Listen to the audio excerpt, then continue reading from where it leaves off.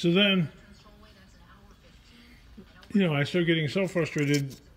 I looked at a couple of YouTubers' videos, and they're claiming they cut, with the Sawzall, they cut the copper instead of taking these complex ones apart. Well, I call it complex. It's just got a screw in there, which I guess it's stuck in there with epoxy resin, which makes it, even though you take the little, I took the little nut off of there, you still can't get it out really because it has a epoxy coating on there. So I'm using a Sawzall to cut this copper, right? And look at all the little bits I'm losing. I mean, I know this is not a lot in itself, but the darn things they're disintegrating. Right before my eyes, they're just totally coming apart. Look at that. Okay, so I'll have a bunch of little bits everywhere.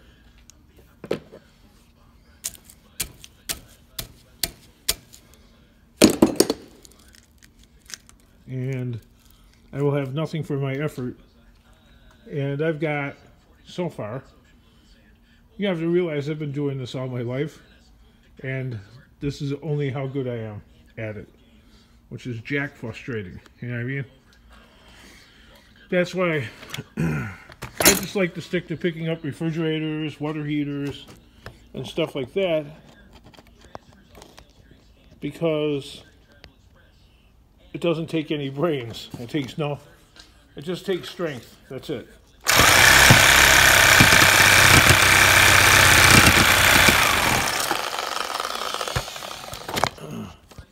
Attempting to do things the right way it's just, I don't know. I know you keep telling yourself that, Kingdom. That's what, okay.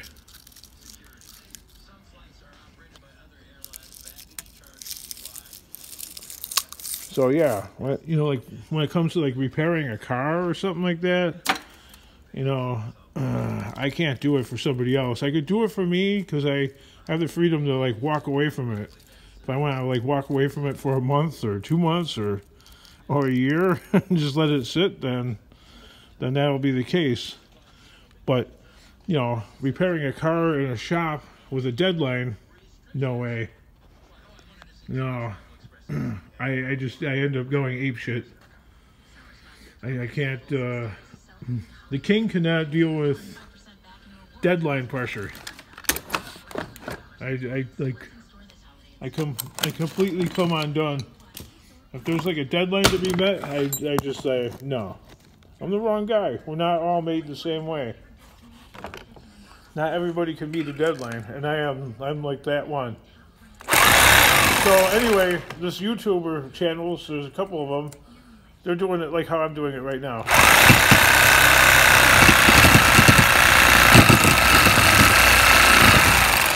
I mean, isn't this full on maddening?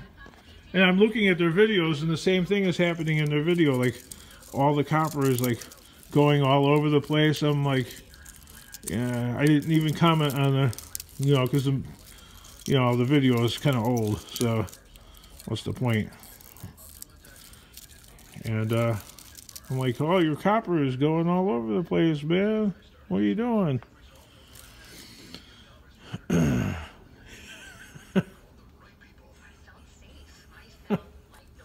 Why bother? If you're not good at something, keep telling yourself that, King. No, really, I'm not. I'm just not everybody can be a singer, right? Can everybody be an Elton John? No. There's only one Elton. He's got talent. Okay, he has talent that very few people have. All right, can everybody be a Madonna? No. She has a certain talent that not everybody has. So there's only one. Okay, you could copy off of it, and yeah. More common talents are, you know, being able to like fix and maintain and repair things.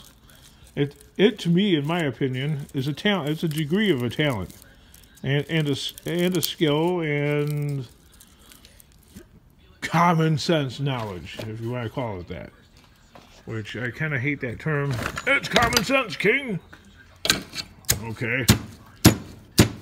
Well, I've seen a couple of other YouTube videos of people doing exactly what I'm doing, and I'm like looking at it, I'm like, that's not going to work.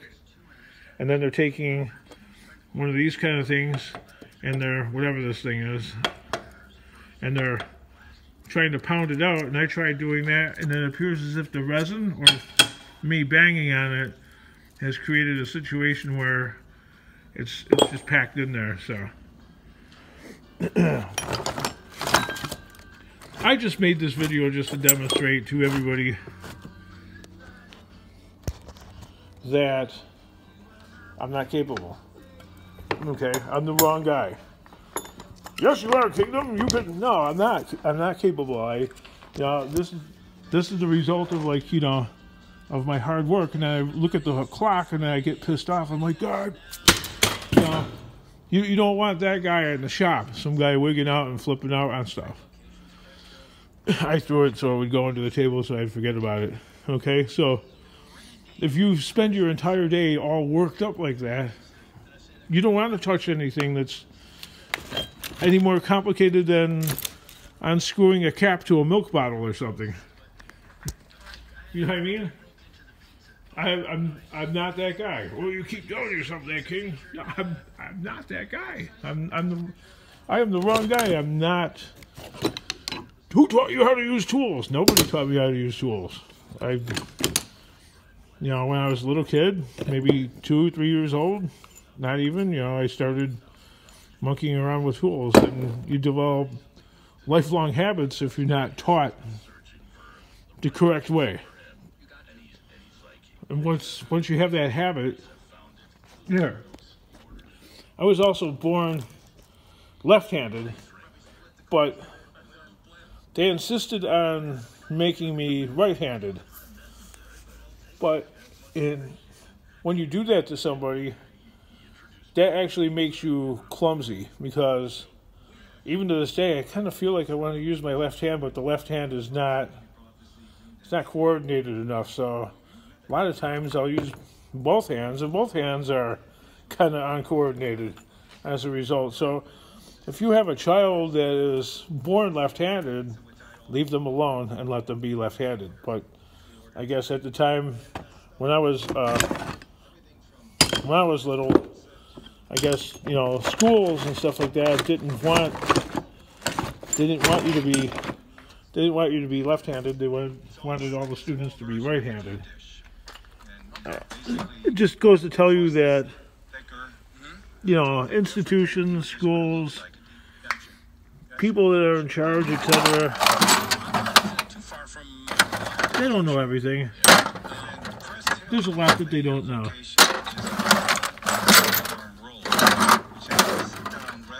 Especially when you're somebody that could feel it in your bones that, like, hey, why are they doing that? You know what I mean? Like, when I was little, I remember, like, you know, always saying to myself in my head, like, what's wrong with me using this hand? I mean, what are you doing? What are you doing? Why do I have to write my name? You know, like, you know, you're practicing penmanship. Why do I have to write my name with my right hand instead of my left hand? If my left hand can do the work better than, yeah.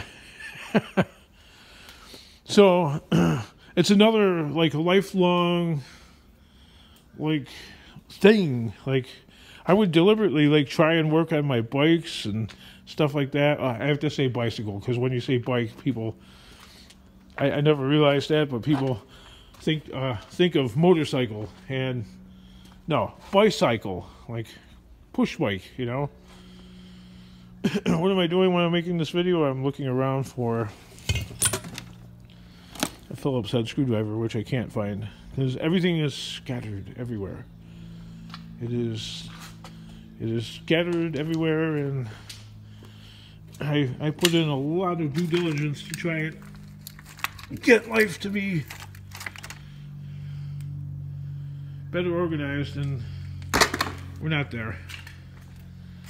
So how much time and effort should I put into organizing and moving stuff that's actually scrap? So the stuff that's scrap is just piled up there until the time in the day or whatever comes to work it down, rather than going move it. And you know, it's almost like too much for me to so that's what I'm doing as I'm making the video. I'm trying to imagine where I could have put a Phillips head screwdriver. What?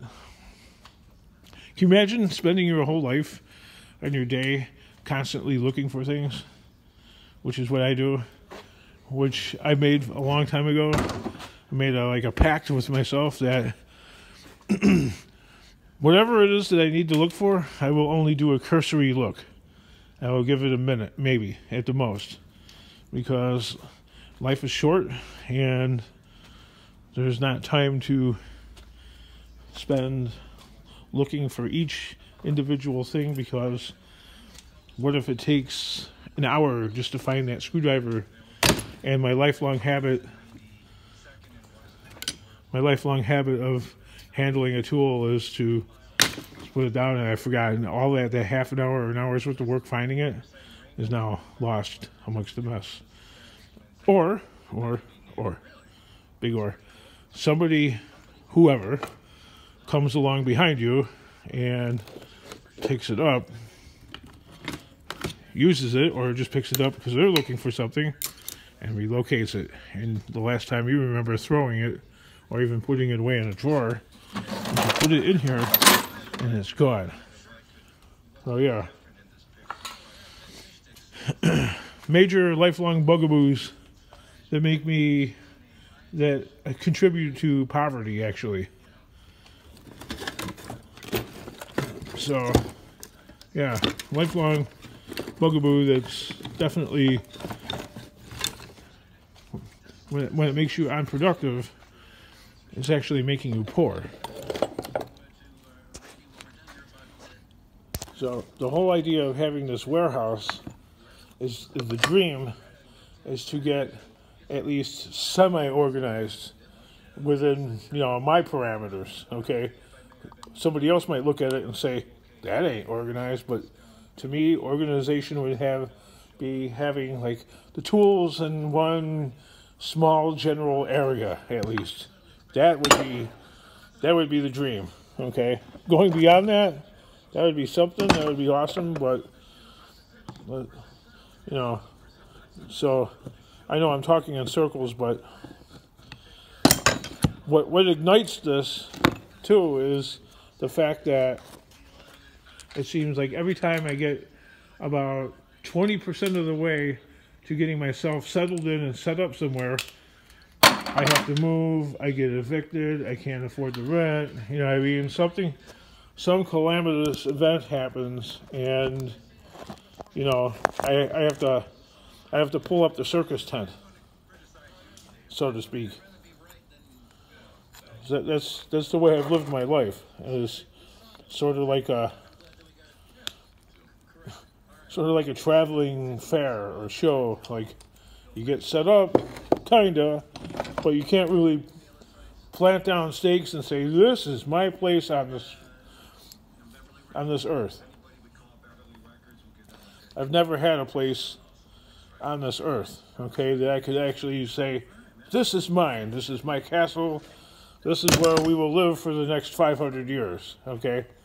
Like they have over, in England and Ireland and, well, other European countries too, but they have castles that have been in the family for years, twice, 3 times or more longer than this place has been a country, okay? Because part of my family heritage is from Ireland, and there's a pub, a little town, a river, and a castle with the family's last name, Flesk.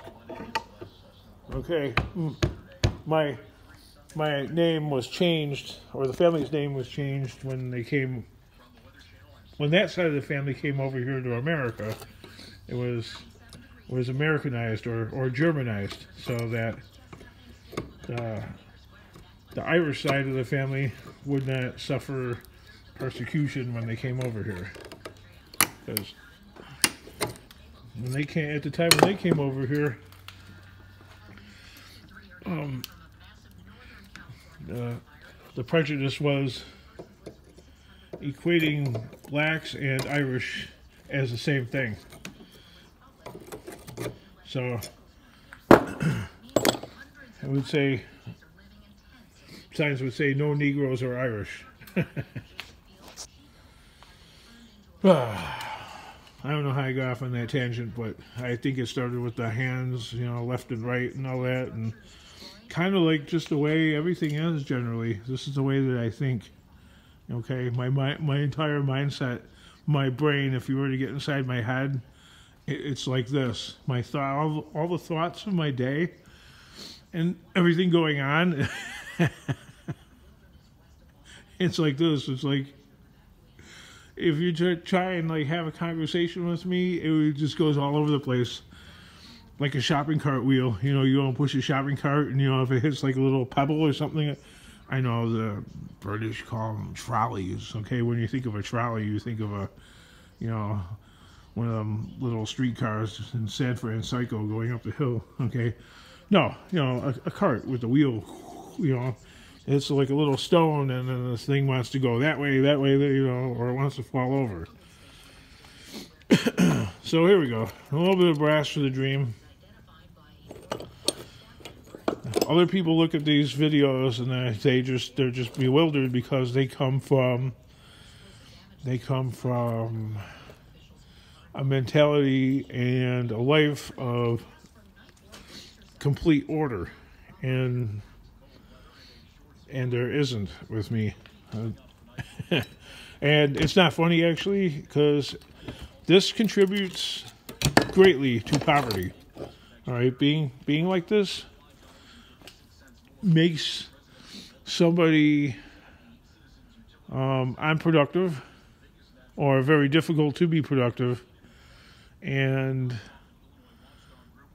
if you're not productive, obviously you're not going to churn out enough widgets for the day to get yourself a meal. Then there's other days where I just don't really feel like working hard, and I just kind of like, yeah. And there's other days where I feel like, man, let's move a mountain. So there's a couple other channels on YouTube I've noticed that, you know, they show their piles of crap. I often wonder if they have the same deal going on. But neither place, okay, neither guy, there's Bill the Joking Fool. His place is in far better condition than my place, okay? And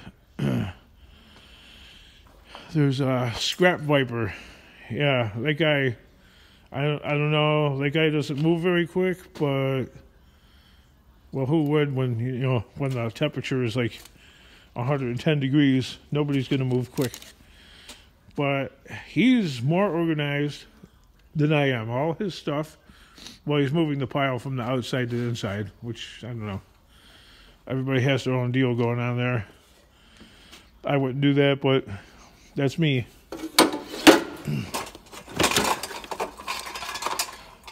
Yeah, even his place, far more organized than mine. You know, he's got a locker on the inside. He's got a van where he puts, you know, his rotors and stuff. So there's a sense of order and organization that is vastly superior to mine. Mine? Shit.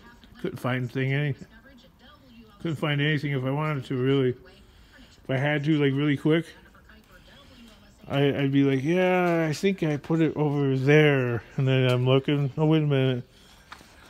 That's not the Chevy hubcap over there. That's the Austin Healey hubcap. Why do you have that, Kingdom? I don't know, because it's an antique. Right? Why not? It's just steel. It's more crap.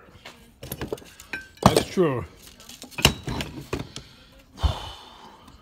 The dream is to get organized, and if and when I I show the compound outside out there, you guys will be blown away, because there's like nothing out there really. It's pretty much empty out there. There's a few things out there, but that's just a reflection. Okay? That's the stuff that's back here. There's nothing out there, man. Well, I consider it nothing. Almost nothing. Alright, see you guys in another video.